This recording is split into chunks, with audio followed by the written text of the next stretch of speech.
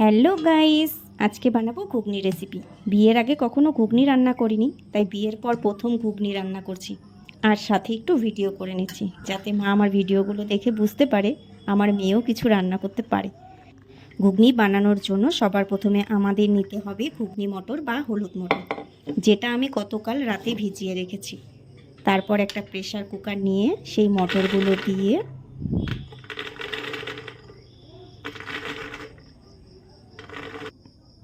পরিমাণ মতো জল দিয়ে দিলাম। তারপর ঢাকনা দিয়ে 4-5টা সিটি দিয়ে নেব আর গ্যাসে চুলি ধরিয়ে বসিয়ে দিলাম প্রেসার কুকারটা। তারপর যখন স্টিমটা আপনা থেকেই রিলিফ হয়ে যাবে তখন ঢাকনাটা খুলে নিলাম। আর ঘুগনির মটরগুলো কত ভালোভাবে বয়েল হয়েছে আর কত সফটও হয়েছে। এবার ঘুগনির জন্য কেটে নেব পেঁয়াজ কুচি আর টমেটো কুচি। অন্যদিকে কড়াইতে তেল দিয়ে দিলাম শুকনো লঙ্কা, দিয়ে দিলাম পেঁয়াজ কুচি, টমেটো কুচি।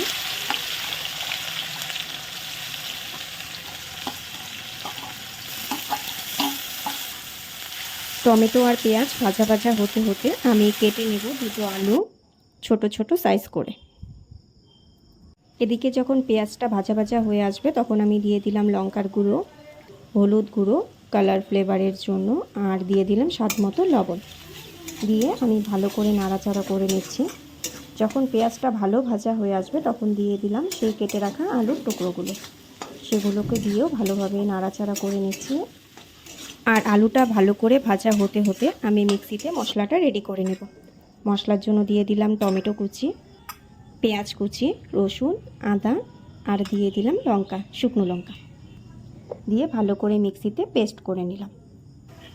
আলুটা যখন ভাজা ভাজা হয়ে আসবে তখন আলু আর পেঁয়াজের সাথে মশলাটাও মিক্সড করে দেব। মিক্সড করে নাড়াচাড়া করব যাতে মশলাটার একটা খুব সুন্দর গন্ধ বের হয়। আর যখন মশলা আর আলুটা ভালো করে ভাজা হয়ে যাবে তখন দিয়ে দেব সেদ্ধ করে রাখা সেই মটরগুলো। তারপর সেগুলো মশলার সাথে খুব সুন্দরভাবে মিশিয়ে নেব। এবার আমি এটাকে ফুটতে দেব আর সবশেষে গরম মশলা দিয়ে মিশিয়ে নামিয়ে নেব। আর বন্ধুরা, তোমরা ঘুগনি কিভাবে খেতে পছন্দ করো সেটা কিন্তু আমাকে অবশ্যই কমেন্ট করে জানাবে। আর আমার ভিডিও যদি তোমাদের ভালো লেগে থাকে তাহলে কিন্তু ফলো করতে ভুলো না পরবর্তী ভিডিও দেখার জন্য। Tata, bye bye.